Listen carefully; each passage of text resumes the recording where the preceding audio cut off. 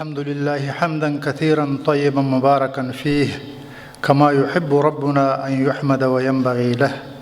أما بعد فأعوذ بالله من الشيطان الرجيم. بسم الله الرحمن الرحيم. وإذا قيل لهم لا تفسدوا في الأرض قالوا إنما نحن مصلحون. صدق الله العظيم. ډیرو درنو او قدرمنو حاضرونو، مشرانو، همزولو او کشرانو، موږ او تاسو نن ورځ دلته د یوې تاریخي شیبې د تجلیل او یادښت لپاره راغونډ سوي یو. که څه هم د موقع تقاضا خو دا ده چې دلته باید د فاتح او مغلوب لوري ترمنځ تفکیک وکړل شي، مګر تر دې قضاوت فی الحال موږ تیریږو او دا پریکړه ځمکنیو واقعیتونو او راتلونکي تاریخ ته پرېږدو. دا ځکه چې بشري فطرت دا دی چې شکست خورده هم ډیر وختونه د بریا دعوه لري. انګریزي استعمار په خپل ځام دا نه تعبیروي چې د افغانانو د تورې په وړاندې شکست خوړلی او د امپراتوري زوال له همدې ځایه پیل شوی، بلکې وایي چې په خپله خوښه د ډیورن لاین او بیا د هندوستان د ویشلو د یو توافق په پایله کې له دې سیمې پښې سپکې کړي. روسان هم وانمود کوي چې دوی د جنیوا د تعهد په اساس له افغانستانه وتلي. عیناً همدا خبره ښایي نن سبا هم زمزمه شي چې ګویا راغلي فقط د همدومره مودې او همدومره اهدافو د ترلاسه کولو لپاره راغلي وو. مګر زمینی حقایق بیا بیل څه وایي چې هر باشعوره وګړی یې ادراک کولی شي. دلته زموږ هدف د هغو مفاداتو ذکر کول دي چې د دوحې د تړون د لاسلیک وروسته د هغه په تنفیذ کې جانبینو ته رسیږي. خو د دې لپاره لومړی یوې زغلنده کتنې ته اړتیا شته چې امریکا څنګه دلته راغله، څه یې غوښتل، څه یې وکړل، څه یې ترلاسه کړل او څنګه بالاخره د دوحې تړون رامنځته شو. د 11 سپتمبر پیښه په نیویارک کې رامنځته شوه. علل یې چې هر څه او عوامل چې هر څوک وو، خو سزا یې افغانستان، عراق بلکې ټول اسلامي نړۍ ته ورکول شوه. امریکایانو چې په لومړیو کې څنګه اټکل کړی وو، پایلې یې له هغه نه بالکل 180 درجې برعکس او منفي راووتې.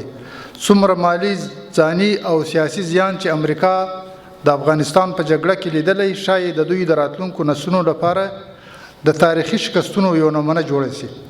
سره له دې چې افغان ولس هم په اور کې د ژوندي سوځولو تر حده وځوراوه. د امریکا او د دوی د لویدیځو ائتلافیانو له لاسه د نړۍ زیاتره بشریت ته، عموما مسلمانانو ته، خصوصا افغان بیچاره ولس ته دا نړۍ د اور په سره تبوی بدله شوه.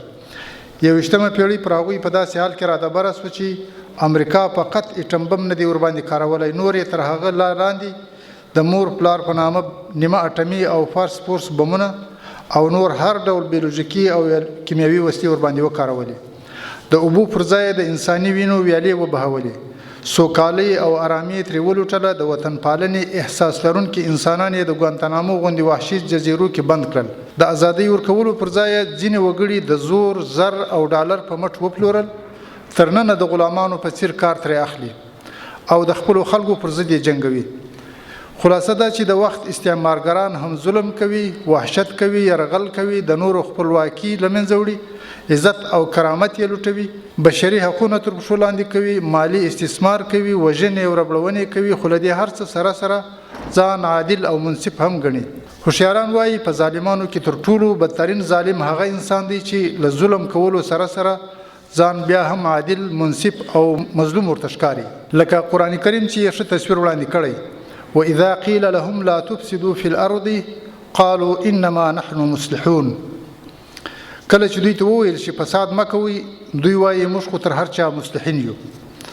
بهرحال د افغانستان هغه خونړۍ جګړه چې د 2001 کال په اخر کې د اشغال له امله رامنځته شوه، دا جګړه یوې لسیزې ته په نږدې کېدو وه چې امریکایي کارپوهان له خپلې جنګي ستراتیژۍ څخه مایوسه شول.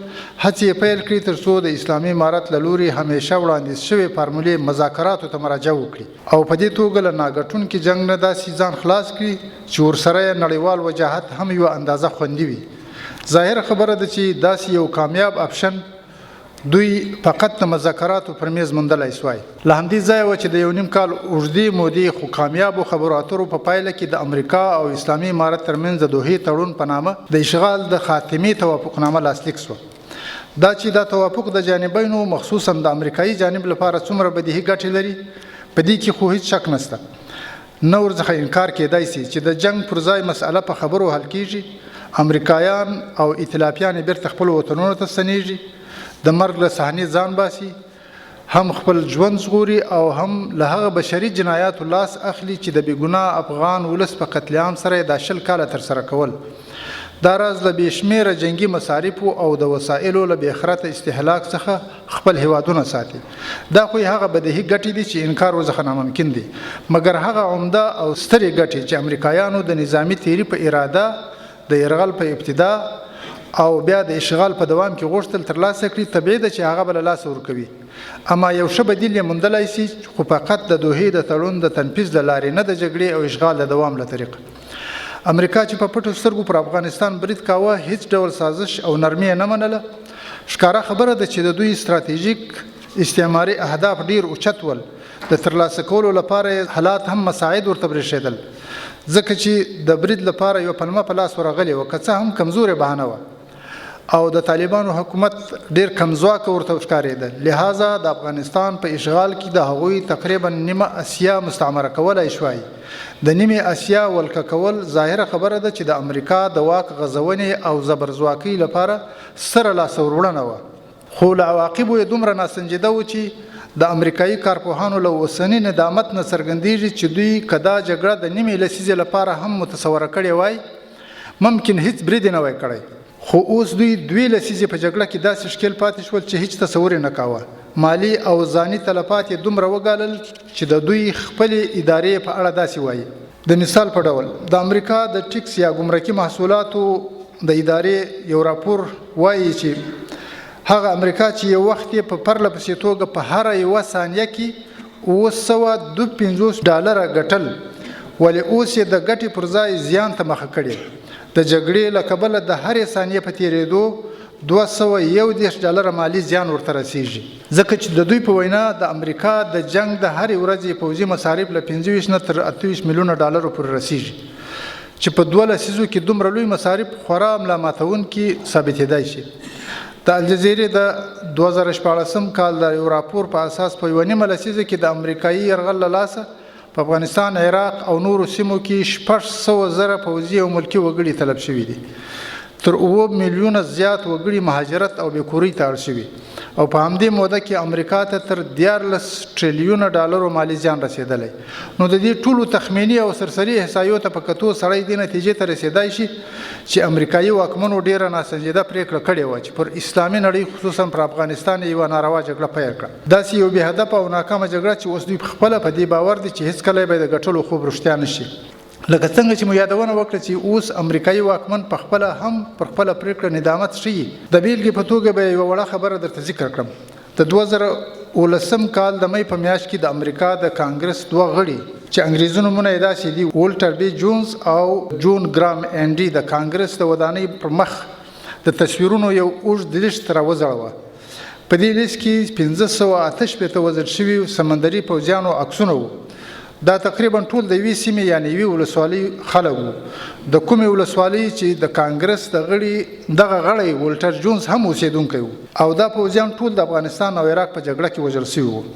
د کانګرس دغه غړي چې ارتودوکس عیسایي دی، له خپلو نورو شریکانو سره په ګډه خبري غونډه راوغوښتله او خلکو ته وویل، وایي زه تر هر څه وړاندې له الله څخه غواړم چې ما وبخښي، ځکه وایي ما ډېره غلطه فیصله کړې وه چې بوش ته مې پر افغانستان او عراق د جګړې په حق کې رایه ورکړه. دوی وویل موږ به نور د کانګرس له لارې داسې قانوني هڅې پیل کړو چې نور د امریکا د ولس مالیې په افغانستان کې پر پوځي عملیاتو ونه لګېږي. والټر جونز په ژړا د هغه 558 وژل شویو عسکرو لیست ته وکتل، ویې ویل دا ټول زما د سیمې، زما د ولسوالۍ وژل شوي ځوانان دي. موږ ډېره ستره تېروتنه وکړه چې د خپل ځوانان مو مرګ ته ولېږل. د کانګرس د غړو دا خبرې او دا واقعه موږ د یوې بېلګې په توګه ذکر کړه. په امریکا کې هم اوس لوی اکثریت پر خپلو استعماري جګړو پښیمانه ښکاري او ځان تاواني ګڼي. کله چې دوی خپل اعتراف کوي چې د یرغلونو نه یوازې دا چې د دوی هغه ستراتیژیک اهداف نشي ورته ګټلی، بلکې برعکس تر اټکل پورته اخلاقي، مالی، ځاني او د حیثیت زیان ورته واړوه، او دوام یې نور هم نقصانات ورته زیاتولی شي. نو طبیعي ده چې بدیله لاره یې همدا تړون او تفاهم دی چې دوی له ناکامې جګړې خلاصولی شي. دا چې د دې تړون له طریقه به د دوی لویه بدیله لاسته راوړنه څه وي په لاندې ډول یې ذکر کولی شو. امریکا ورسره د ناټو موجوده ایتلاف په حیث د یو زبرځواک د تاریخ په اوږدو کې د دې لیوالتیا لرله چې په جنوبي او منځنۍ اسیا کې داسې ریښې ولري چې د خپلو بالقوا یا بالفعل حریفانو په سترګو کې تیره اغزی ثابت شي او یا لږ تر لږه د خپلو حریفانو د پراختیا غوښتنې په مخ کې دفاعي خط ولري. خو دا کار هیڅکله ورته ممکن نشو. فقط یو ځل چې د شوروي یرغل په وړاندې د مجاهدینو په مالي، تسلیحاتي او اخلاقي ننګه کې لویدیځوالو ته دا زمینه مساعده شوه، خو هغه نیمګړې، ځکه چې د هغه وخت له جهادي مقاومت سره د امریکا او غرب دوستانه هم پر دوه مخې بنا وه. تر بریا وروسته یې نه یوازې د مجاهدینو سره ډیپلوماتیک روابط ونه ساتل، بلکې د تخریب او فاصلو پیدا کولو او کمزوري کولو لاره یې ونیوله. له همدې ځایه وه چې بیا هم د امریکا او لویدیځ هغه اساسي ارمان پوره نه شو او په دې سیمه کې له هر ډول مؤثر شتون څخه ځان بې برخې باله. تر دې چې د 11 سپتمبر د واقعې په پلمه یې د عملي هجوم پرېکړه وکړه، عملاً یې دې کار ته راودنګل چې پس له 12 لسیزو هغه هم ناکام برېښي. اوس که دوی بیرته د مخکنیو تېري کوونکو په څیر او د خپلو تېرو اشتباهاتو په تکرار سره عقب نشیني کوي، ممکن تر پخوا زیات د خپلو ارمانونو په ترلاسه کولو کې پاتې راشي. خو که چیرې د دوحې د شوي تړون په پوره تنفیذ سره د یو ډیپلوماتیک سیال او بشري دعویدار په توګه چلن وکړي، ښایي چې دا کار یې د هغه ارمان په ترلاسه کولو کې اغیزمن ثابت شي چې دوی په سیمه کې خصوصا په افغاني جغرافیه کې پلټه کې ول. البته په دومره واضح توپیر چې پخوا به یې په استعمارګرانه، دوه مخي، استخباراتي، غیر بشري او غیر ډیپلوماتیک شکل ترلاسه کول غوښتل او همیشه به له ناکامۍ سره مخ ول. خو اوس به یې د دې برعکس د یو بشري ډیپلوماتیک سیال په توګه دومره اغیزمن شتون وي چې هیڅکله به دا جغرافیه نه د دوی د ګټو خلاف کاریږي او نه به دوی ته د پخوا په شان د دې زمینه مساعده وي چې نور ورڅخه خطر محسوس کړي. او دا واقعیت دی ځکه چې اسلامي امارت پر همداسې یو رښتینی سیاست باور لري او په همدې کې د خپل هیواد، خپل ولس او خپل راتلونکي بقا ویني. ومن الله توفیق. ستاسو له توجه څخه یو جهان مننه.